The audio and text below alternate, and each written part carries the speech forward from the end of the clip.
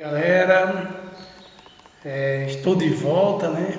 Mais uma vez trazendo aí um pouco de contabilidade raiz para vocês. Dessa vez o CPC 33R1, benefícios a empregados. Antes de iniciar no assunto, gostaria de aqui agradecer ao convite feito por professora Lieda Amaral e o professor Edgar Madruga.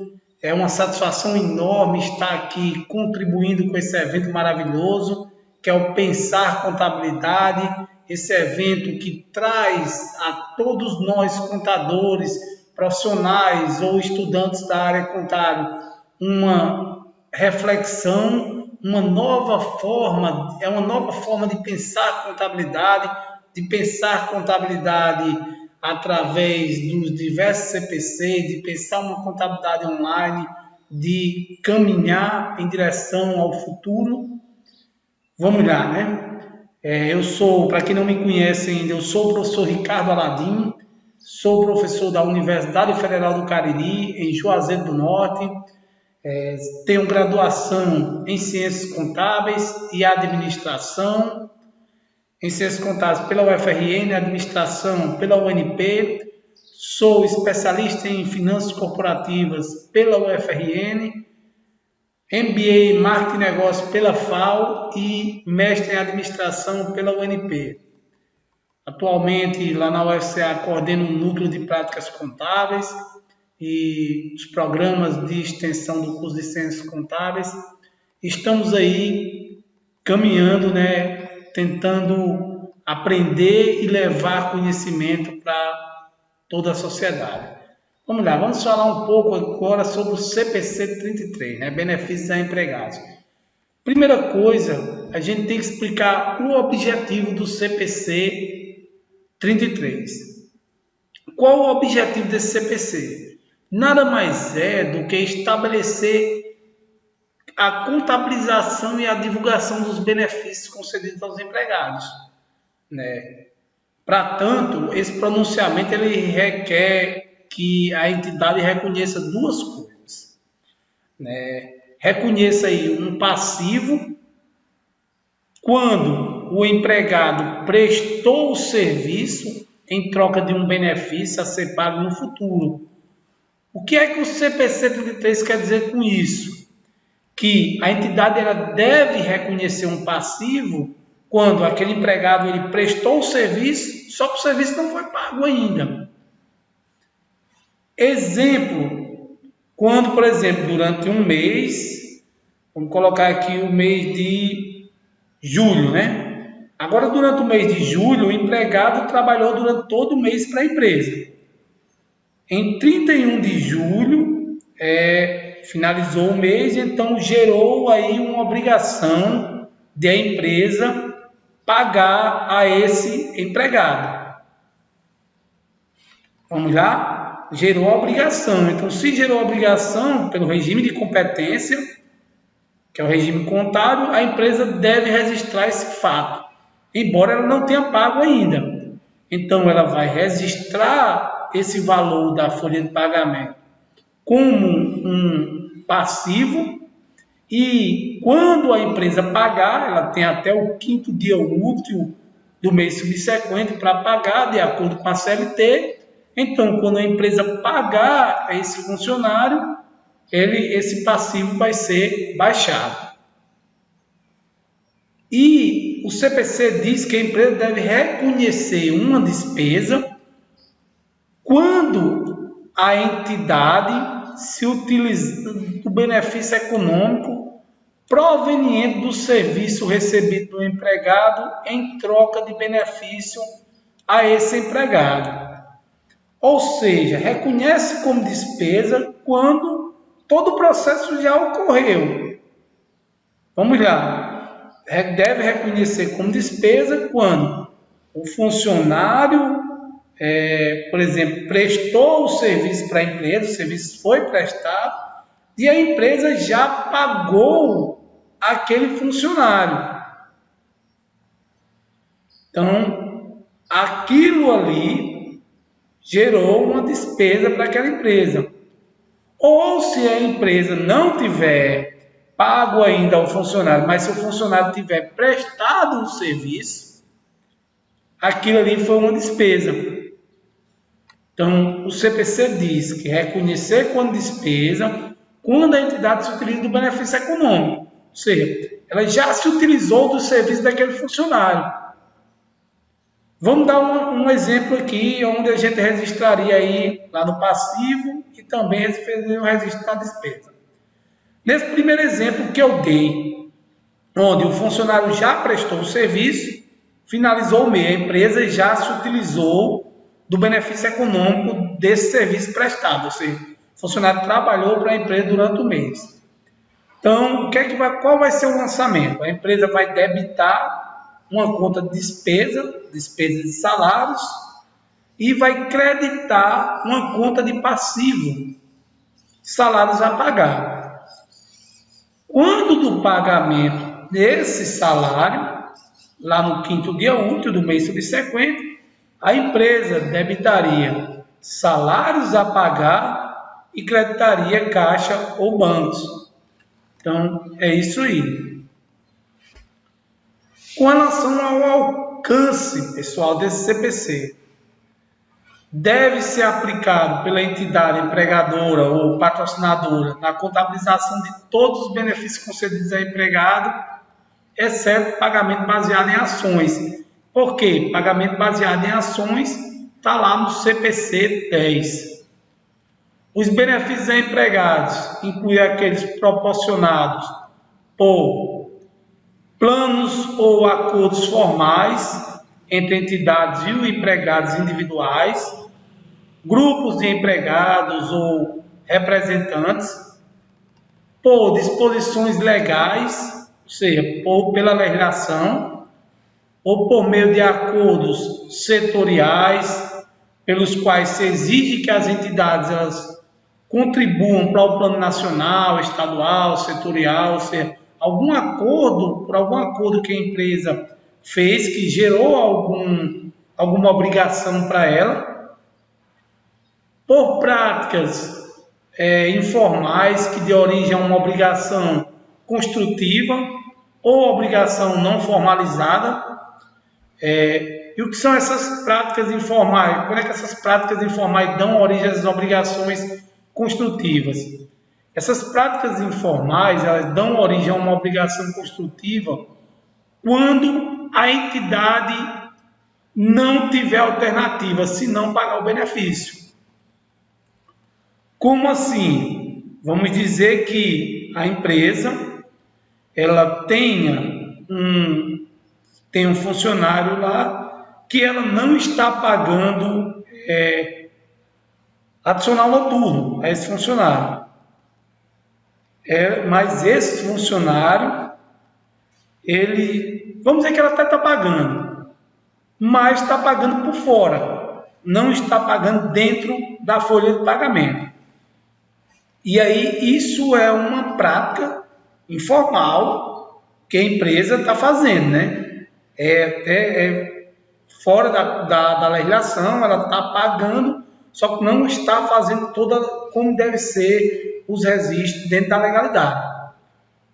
E aí, devido a isso, esse funcionário moveu uma ação trabalhista e a empresa estará obrigada a pagar esse adicional noturno ao funcionário. Então, essa prática informal ela deu origem a uma obrigação construtiva. Por quê? Vamos dizer que foi julgada e a empresa foi obrigada a pagar, porque a empresa não tem alternativa se não pagar esse benefício. Ela terá que pagar esse adicional noturno a esse funcionário. Beleza, galera? Com relação ao alcance. Ainda com relação ao alcance, os benefícios a empregados, eles incluem benefícios de curto prazo.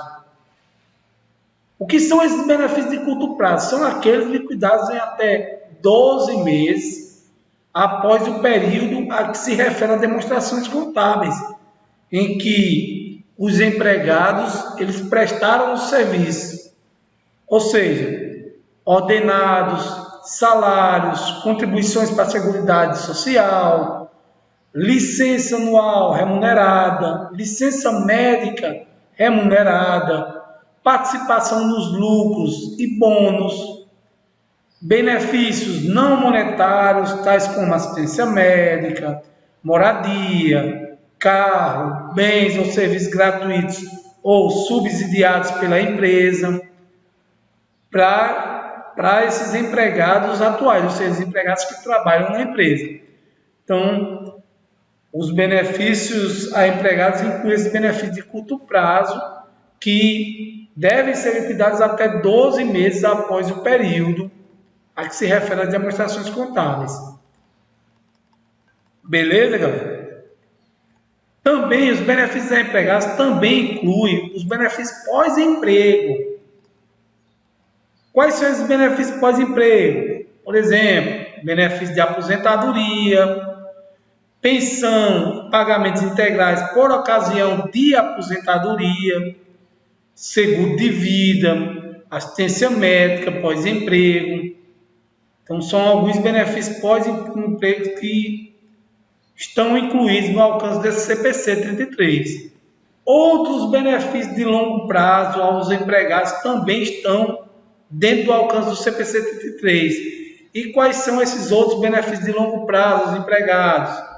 Ausências remuneradas de longo prazo, tais como licenças por tempo de serviço ou sabáticas, jubileu ou outros benefícios por tempo de serviço, benefício por invalidez de longo prazo, benefícios rescisórios também entram no alcance desse CPC 33, ou seja, aqueles valores referentes às rescisões, as decisões trabalhistas vão entrar também no alcance desse nosso CPC.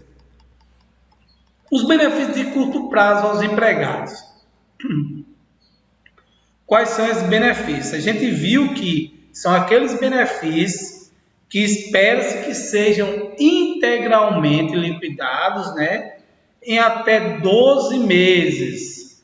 Então, os benefícios que esperam que sejam integralmente liquidados em até 12 meses são considerados benefícios de curto prazo aos empregados. Até 12 meses de quando? Após o período a que se refere às demonstrações contábeis, né? Em que os empregados prestaram aquele serviço. E aí eu dei os exemplos já de ordenados, salários, previdência social, licença remunerada e por aí vai. Com relação ao reconhecimento e mensuração, todos os benefícios de curto prazo aos empregados, quando o empregado tiver prestado serviço à entidade durante o período contábil, a entidade deve reconhecer o montante não descontado dos benefícios de curto prazo aos empregados. Então, a entidade deve reconhecer esses montantes, que se espera sejam pagos em troca de serviço, né? Um deles, como passivo, né? A gente viu lá como passivo, ou seja, despesas acumuladas. Após a dedução de qualquer quantia já paga anteriormente, se essa quantia que foi paga ao empregado, ela exceder o valor não descontado dos benefícios, o que a entidade deve fazer? A entidade deve reconhecer o excesso como ativo, ou seja, como despesa paga antecipadamente. Como despesa paga antecipada. Desde que as despesas antecipadas conduzam, por exemplo, uma redução dos pagamentos futuros ou uma restituição de caixa. O que é que o CPC quer dizer com isso? Se a empresa tem uma obrigação perante o funcionário de pagar, vamos dizer, R$5.000 a ele, e ela pagou 6, esse R$1.000 que foi pago a mais, ele não vai ser contabilizado como despesa. Ele vai ser contabilizado como despesa antecipada, lá no nosso ativo. Ele não vai ser não vai ser contabilizado como uma conta de resultado. Por quê? O fato gerador, a despesa, ela ainda não ocorreu, tendo em vista que o funcionário, a empresa pagou pelo aquele serviço prestado, os 5 mil, e ainda pagou R$ 1.000 a mais. Esses R$ 1.000 serão descontados do pagamento do próximo mês. Então, por isso que ele vai ficar lá no nosso ativo como despesas pagas antecipadamente. Quando é que é registrado como despesa? Quando o fato gerador já ocorreu, ou seja, o serviço já foi prestado pelo funcionário, a empresa já registra aquele pagamento como despesa. Salvo se o pronunciamento técnico exigir outro ou permitir a inclusão do benefício como custo de ativo, que aí nós temos o CPC 16 de estoques, vocês já devem ter visto por aí, e o CPC 27 de ativo imobilizado, que tem algumas regrinhas para isso. Então, vocês já devem ter estudado anteriormente, já devem ter visto a videoaula sobre o CPC 27 e o CPC 16. Falando um pouco agora da licença remunerada de curto prazo, né? O reconhecimento e a mensuração dessa licença remunerada de curto prazo. A entidade, ela pode remunerar os empregados por ausências, né? Por várias razões, incluindo aí feriados, os empregados são remunerados, doenças, invalidez por curto prazo, maternidade, paternidade, serviço de tribunais, serviço militar, quando o funcionário tem direito a licença, por exemplo, porque doou sangue. Então, aí são alguns exemplos de momentos em que a empresa remunera o empregado, né? É uma licença remunerada.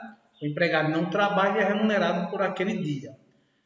E o direito dessas licenças remuneradas, eles podem ser classificados por duas categorias, né? Elas podem ser, essas licenças remuneradas de curto prazo, elas podem ser cumulativas e não cumulativas. Agora a gente vai ver um pouquinho sobre cada uma delas. As licenças remuneradas cumulativas, como é que são elas? São aquelas que podem ser estendidas e utilizadas no futuro.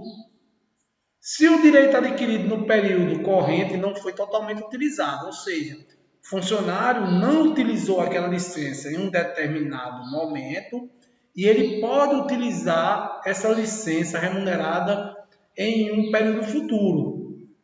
E aí existe dois tipos de licença remunerada, dessa licença remunerada que pode ser estendida, acumulativa.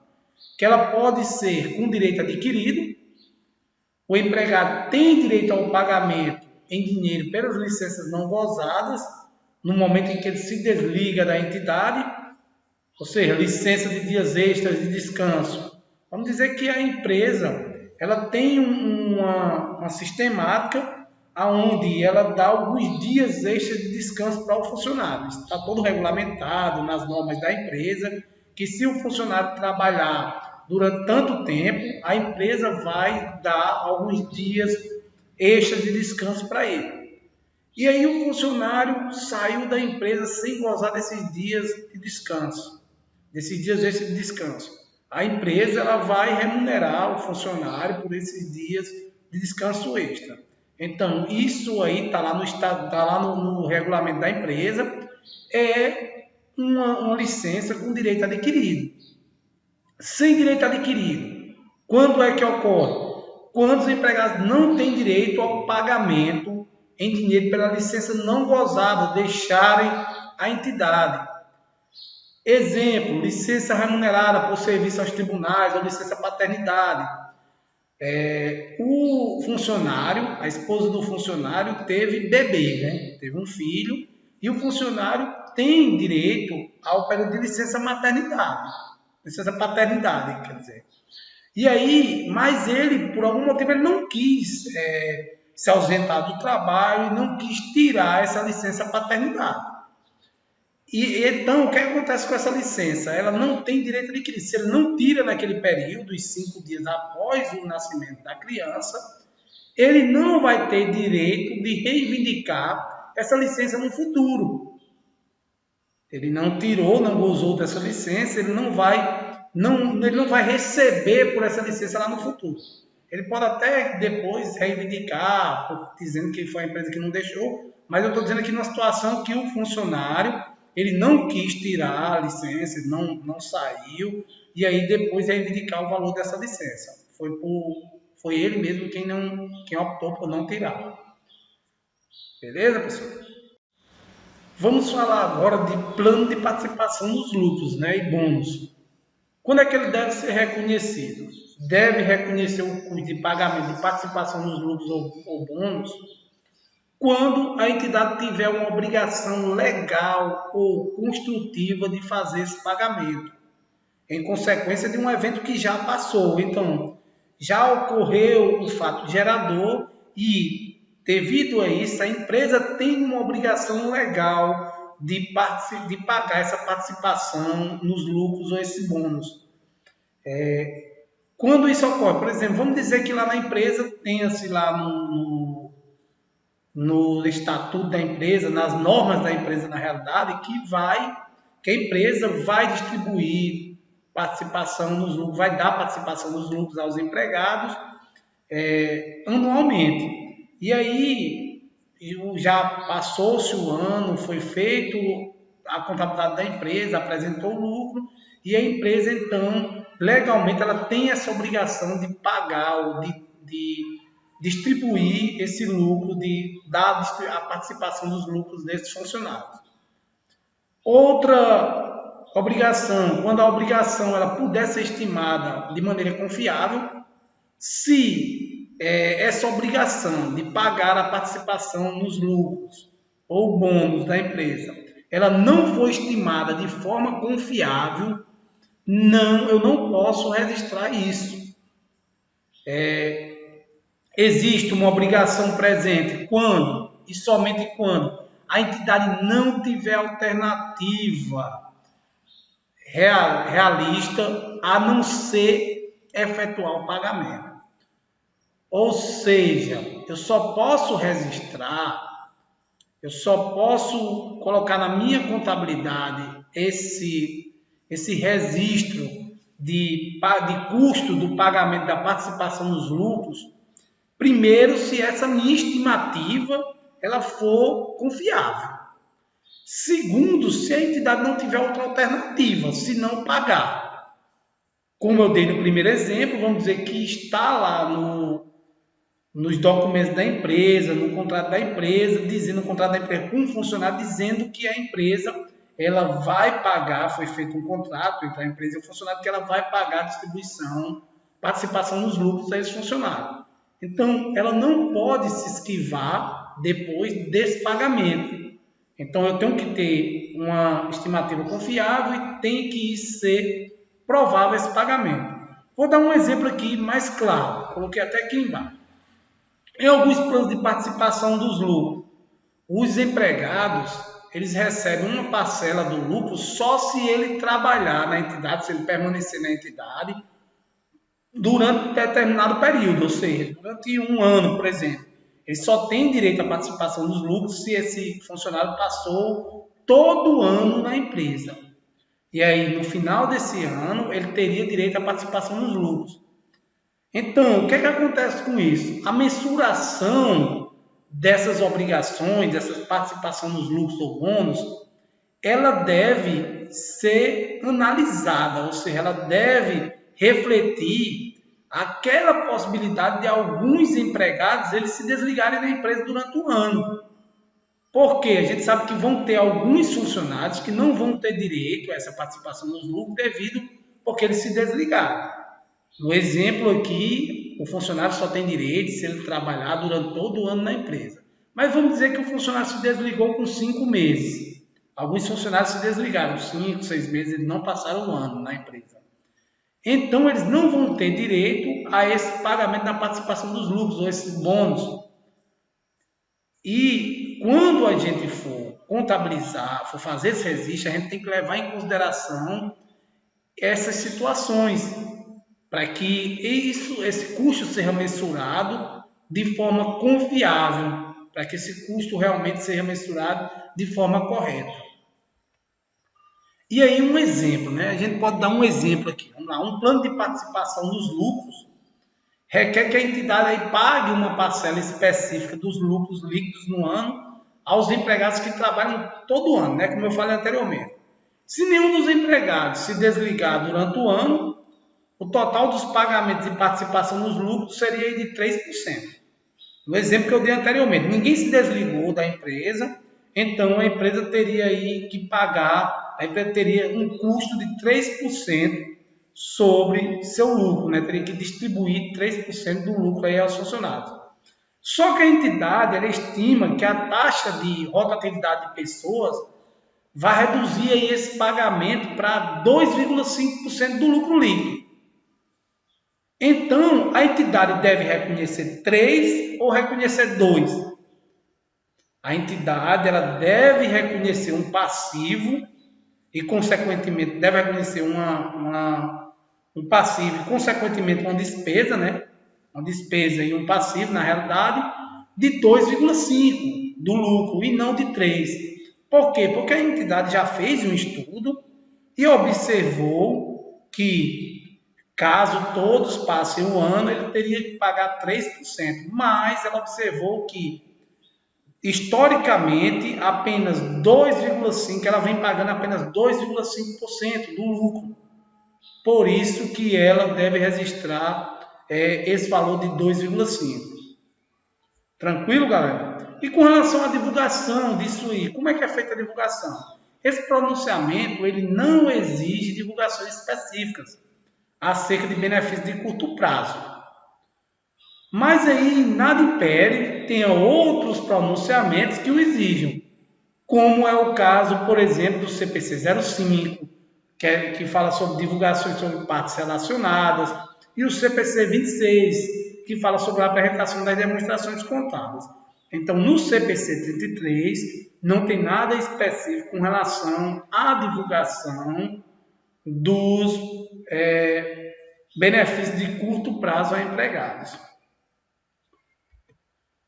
Benefícios pós-empregos. Distinção aí entre o plano de contribuição definido e o plano de benefício definido. Benefício pós-emprego, ele inclui alguns itens, como, por exemplo, benefício de aposentadoria, pensão e pagamentos únicos por ocasião de aposentadoria, outros benefícios tais emprego, como seguro de vida, assistência médica, pós-emprego. Então, isso aí são denominados benefícios pós-emprego. E com relação aos planos multiempregadores, quando é que a entidade deve classificar um plano como multiempregador? A entidade deve classificar um plano como multiempregador de contribuição definida ou plano de benefício definido de acordo com os termos do plano. Vamos lá, se a entidade ela participar de plano multiempregador de benefício definido, ela deve contabilizar proporcionalmente sua parcela da obrigação de benefício definido, ou seja, ela vai contabilizar apenas sua parcela da obrigação naquele benefício, dos ativos do plano de custo associado ao plano, da mesma forma com qualquer outro plano de benefício definido. E deve divulgar essas informações. Beleza? Um exemplo aí de plano multiempregador de benefício definido.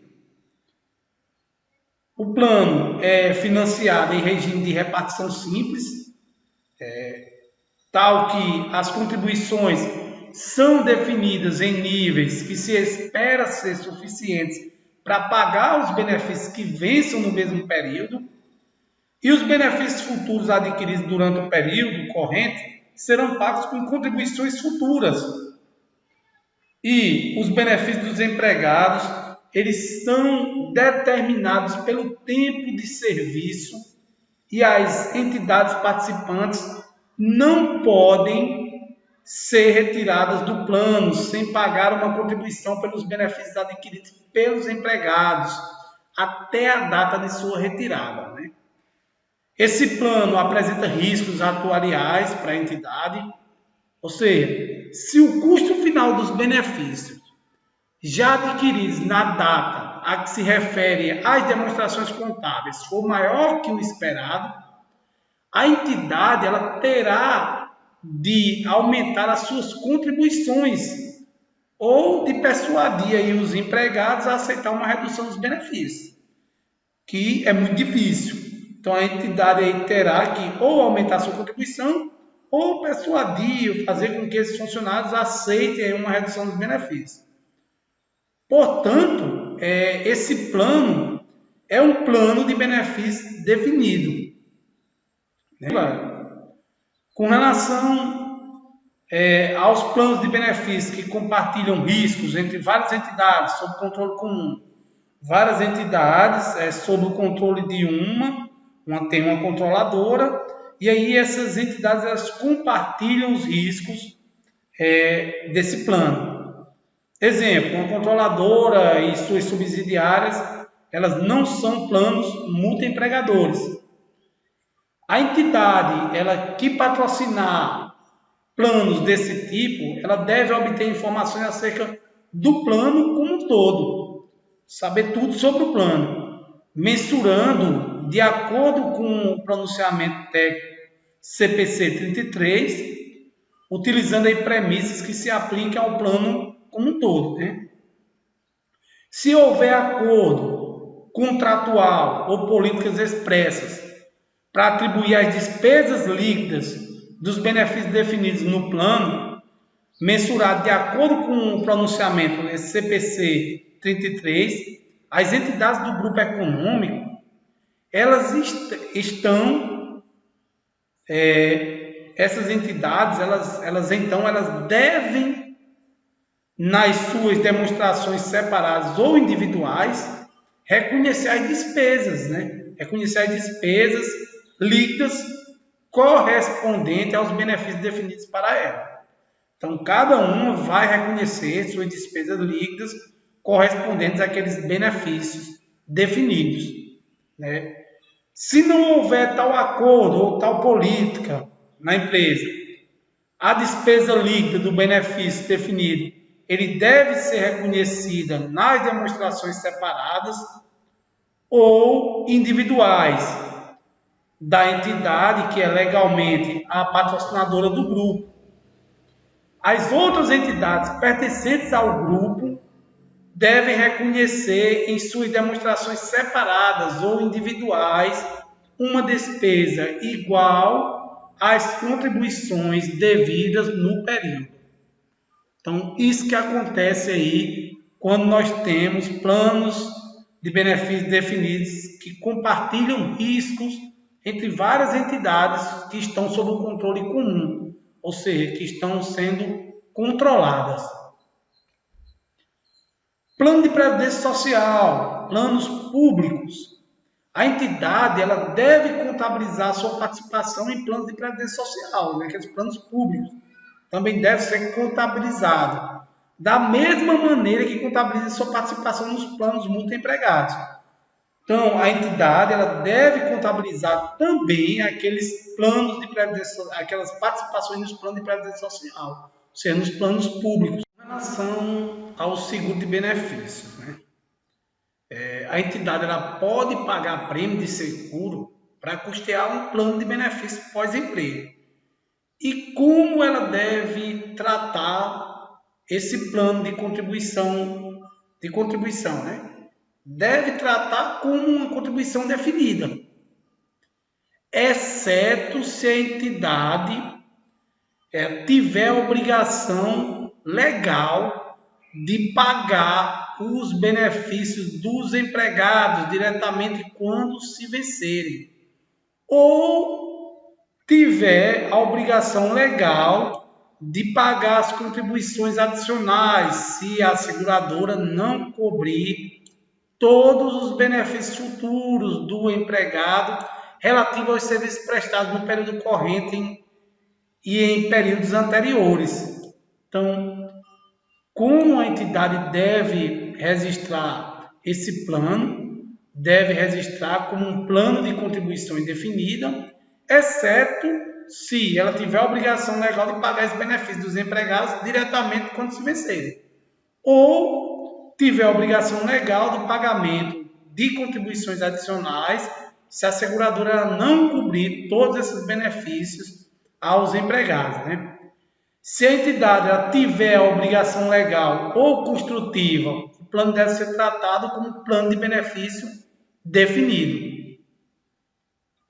Beleza, galera? Plano de benefício pós-emprego, plano de contribuições definidas, né? A contabilização dos planos de contribuição definida, ela é direta, porque a obrigação da entidade patrocinadora relativa a cada exercício é determinada pelos montantes a serem contribuídos no período. Então, ela deve ser feita de forma direta. Consequentemente, pessoal, não são necessárias premissas atuariais para mensurar a obrigação à despesa desses planos e não há possibilidade de qualquer ganho ou perda atuarial desses planos.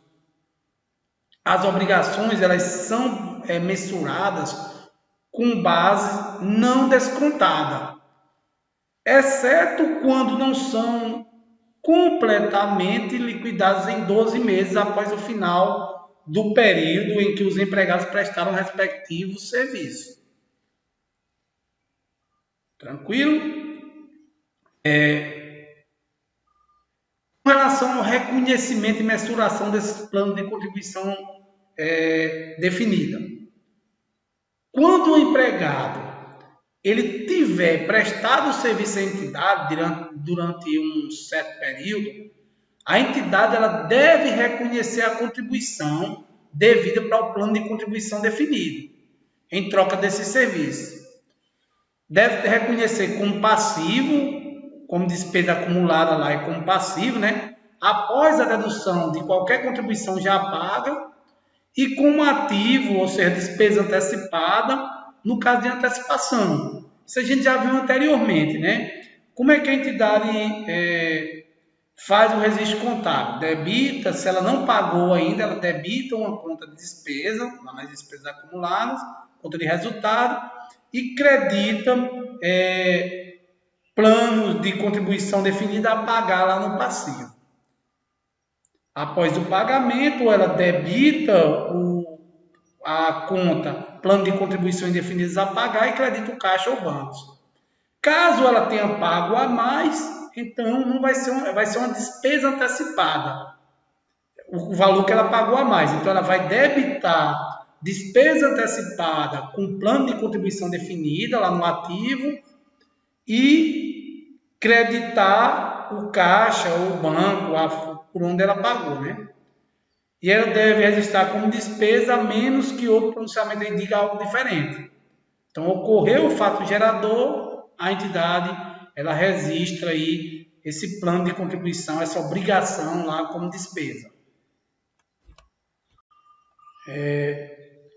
A entidade ela deve divulgar o montante reconhecido como despesa, né, para o plano de contribuição definida. Ela deve divulgar lá em notas explicativas esse montante.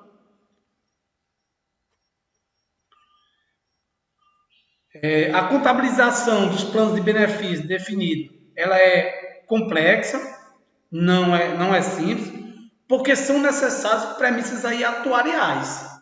Então, nos planos de benefício definidos são necessárias premissas atuariais, por isso a contabilização ela se torna mais complexa, né? Porque é necessário essas premissas atuariais para quê? Para mensurar a obrigação e a despesa do plano, bem como existe a possibilidade de ganhos e de perdas nesse plano de benefício definido. Além disso, as obrigações elas são mensuradas ao seu valor presente. Por quê? Porque elas podem ser liquidadas muitos anos após a prestação de serviço pelos empregados. Tranquilo, galera?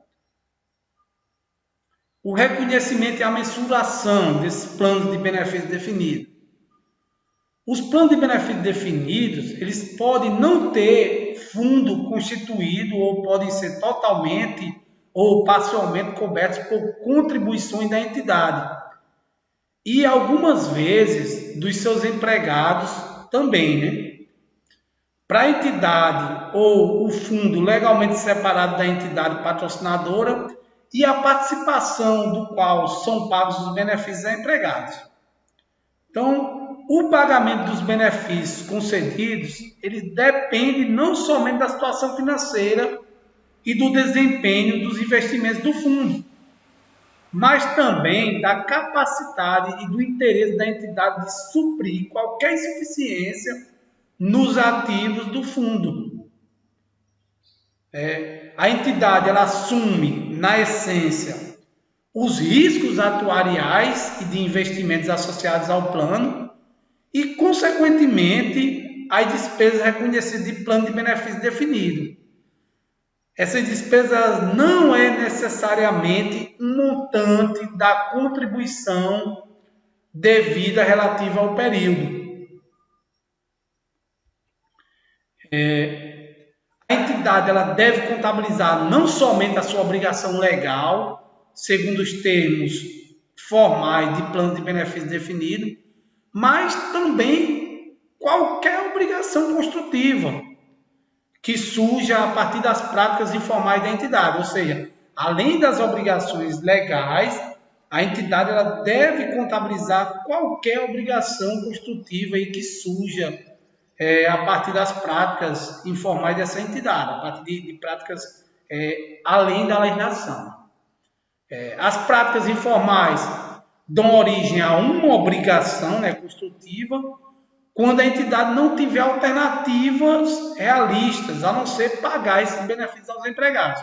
Ou seja, essas práticas informais elas só vão gerar uma obrigação para a empresa se a empresa não tiver outra alternativa, se não pagar.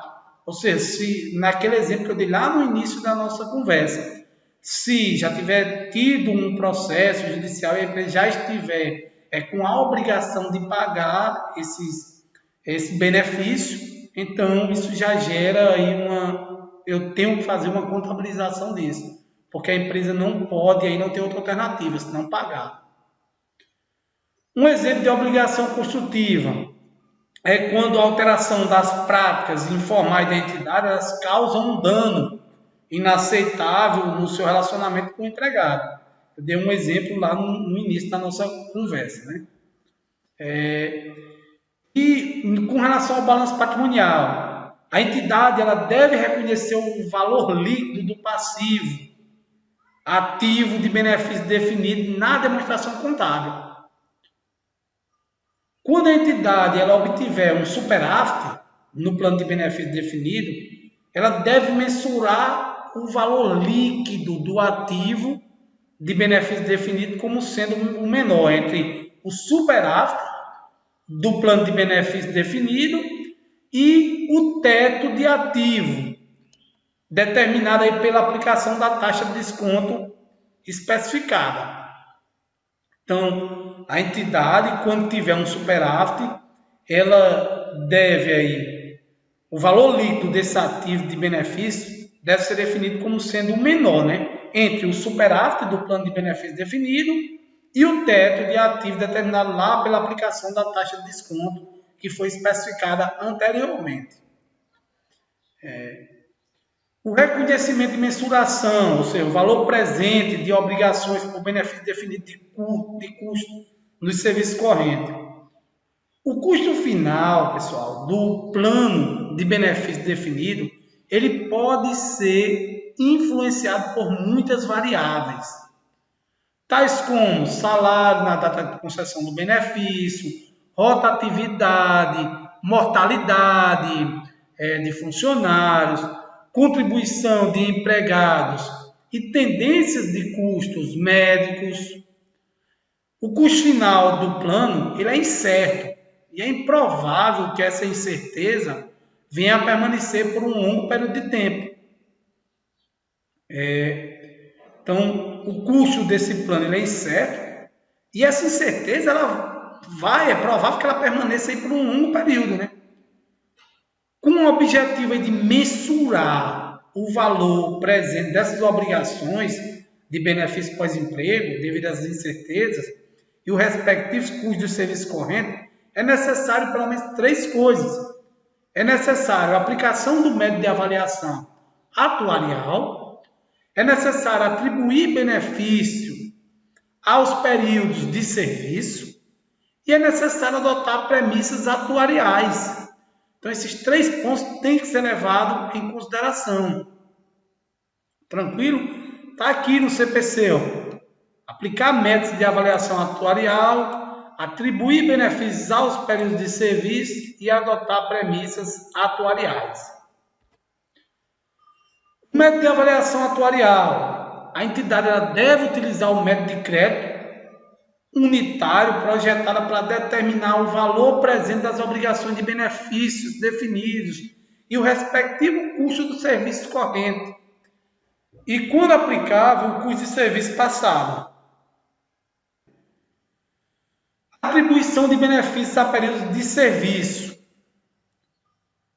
Como é que é feito? Na determinação do valor presente, das obrigações de benefício definido e do respectivo custo dos serviços correntes, e quando aplicável o custo de serviço passado, a entidade ela deve atribuir benefícios a períodos de serviço que, de acordo com a fórmula de benefício do plano.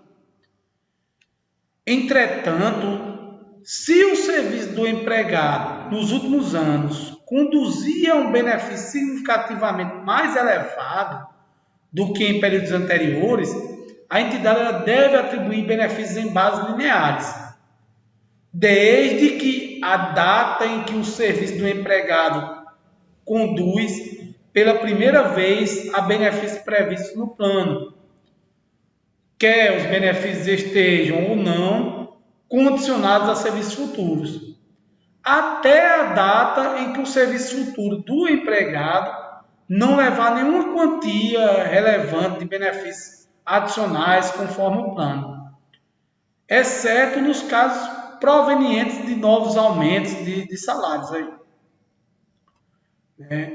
O método de crédito unitário projetado ele exige que a entidade atribua benefícios ao período corrente, ou seja, a fim de determinar o custo do serviço corrente desse período, e os períodos correntes anteriores.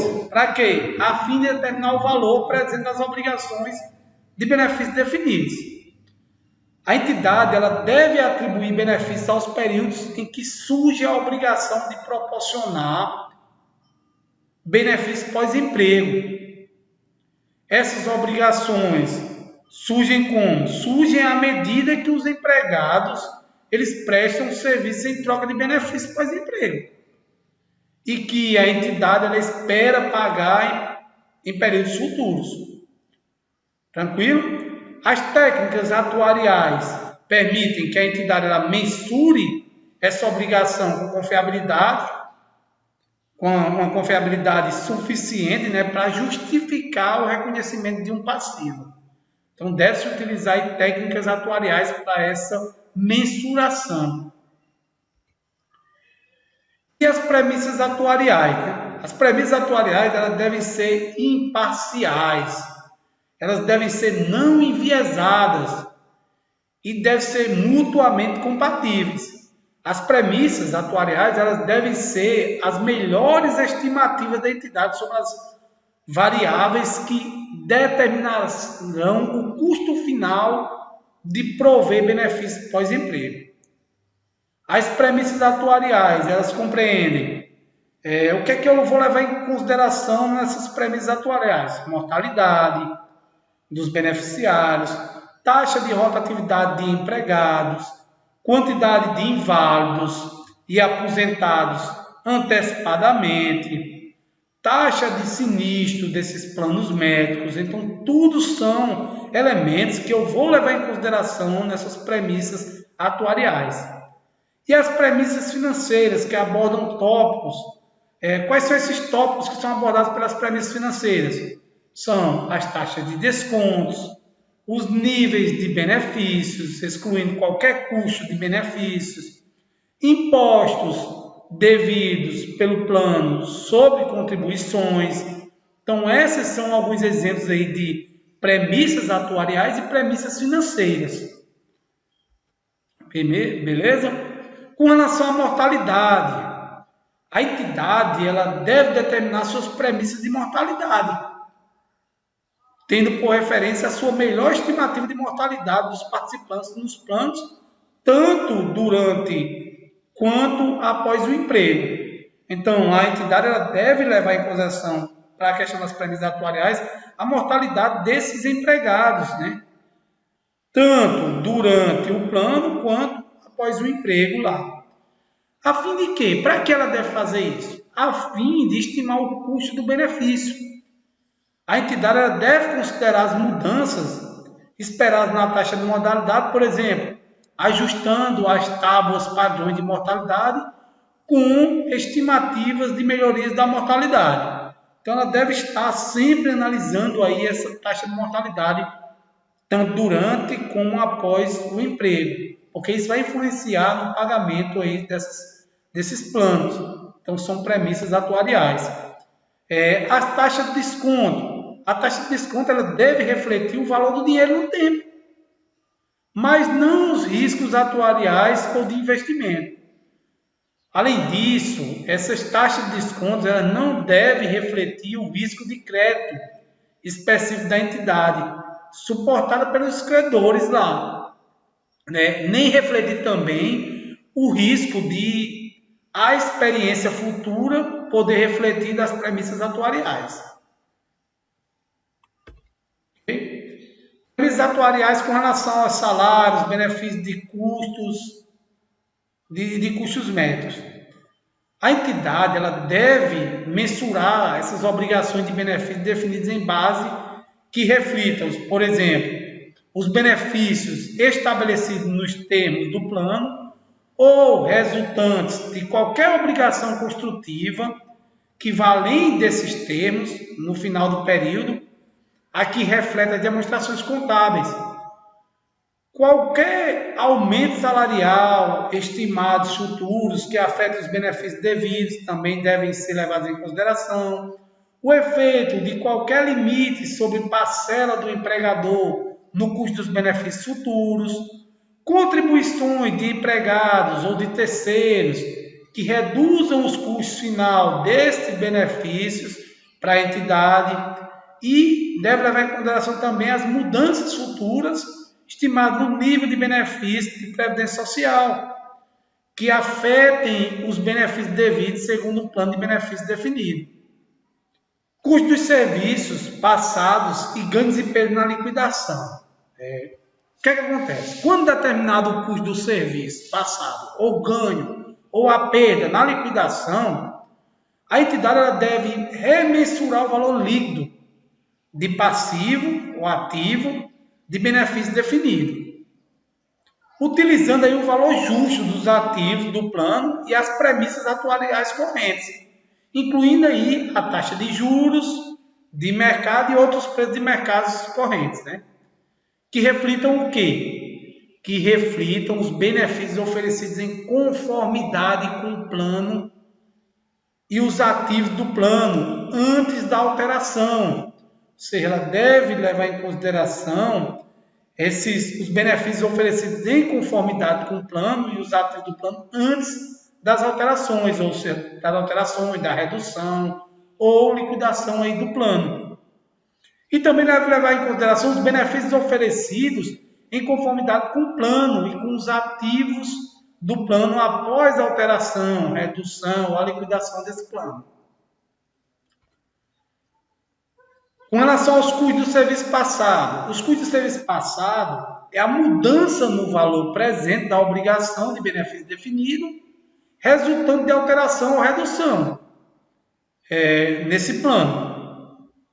Bem tranquilo, bem simples. Ganhos e perdas na liquidação. Ganhos ou perda de liquidação, que nada mais é do que a diferença entre o valor presente da obrigação de benefício definido, que estiver sendo liquidada conforme determinado na data de liquidação e o preço de liquidação, incluindo aí quaisquer ativos do plano transferidos e quaisquer pagamentos feitos diretamente pela entidade referente à liquidação. Então, os ganhos ou perdas na liquidação é essa diferença entre o valor presente da obrigação e os preços de liquidação, incluindo qualquer ativo do plano transferido e qualquer pagamento feito diretamente pela entidade. Outros benefícios de longo prazo empregados. O que são esses outros benefícios de longo prazo a empregados que o CPC 33 traz? Se a entidade ela não espera que sejam integralmente liquidados em até 12 meses após o período que se refere às demonstrações contábeis em que os empregados prestaram o respectivo serviço, os outros benefícios de longo prazo a empregados são o seguinte: ausência remunerada de longo prazo, como por exemplo, licença por tempo de serviço ou licença sabática, jubileu ou outros benefícios por tempo de serviço, benefício de validez de longo prazo, participação nos lucros de bônus e remuneração diferida. Então, deve ser considerado como benefícios, outros benefícios de longo prazo a empregados, todos aqueles que a entidade espera que sejam pagos após 12 meses do período que refletem aí o encerramento das demonstrações contábeis. É isso que o CPC fala sobre outros benefícios de longo prazo a empregados. Com relação a benefício acessório, esse pronunciamento, o pronunciamento do CPC 33, trata de benefício acessório separadamente de outros benefícios a empregados. Por quê? Porque o evento gerador da obrigação é a rescisão do contrato de trabalho, ou seja, o fim do contrato de trabalho e não a prestação de serviço. Ela não é o que gera a obrigação de pagar, não é a prestação de serviço, e sim o término, o encerramento do contrato de trabalho, ou seja, a rescisão contratual. Benefícios rescisórios, eles resultam da decisão da entidade de rescindir o contrato de trabalho, ou seja, de acabar o contrato de trabalho, finalizar o contrato de trabalho com aquele funcionário, ou da decisão do empregado de aceitar uma oferta de benefício por parte da entidade em troca de rescisão do contrato de trabalho, que são aqueles exemplos de demissões, de rescisões, aonde as empresas, acontece muito nas empresas privadas, nas empresas públicas, né? Que os funcionários são incentivados aí a sair da entidade, eles recebem um benefício aí para rescindir aquele contrato de trabalho. Então, são levados em considerações esses benefícios rescisórios, mas eles são tratados separadamente porque eles não são, a obrigação não é gerada devido à prestação de serviço, sim devido aí ao o fato gerador é a rescisão do contrato de trabalho. Então, pessoal, a gente fica por aqui e eu espero ter contribuído com vocês. Não deu para a gente abordar todo o CPC 33, é muito grande, mas eu tentei abordar os principais pontos. Se surgirem dúvidas ou questionamentos, vocês podem consultar o Google. Brincadeira, pessoal. Eu trago aqui para vocês meus contatos, né? Meu contato institucional, ricardo.aladim@ufca.edu.br e meu contato pessoal, que é profricardoaladim@gmail.com. Então, alguma dúvida, algum questionamento, podem me perguntar. Eu adoro contribuir com as pessoas e, mais uma vez, eu digo que é um prazer enorme estar aqui com vocês. Levo cada um de vocês que está me assistindo aí no coração. Um abração e até a próxima. A gente se encontra aí em eventos e cursos, treinamentos aí da área contábil. Um grande abraço a todos e até mais.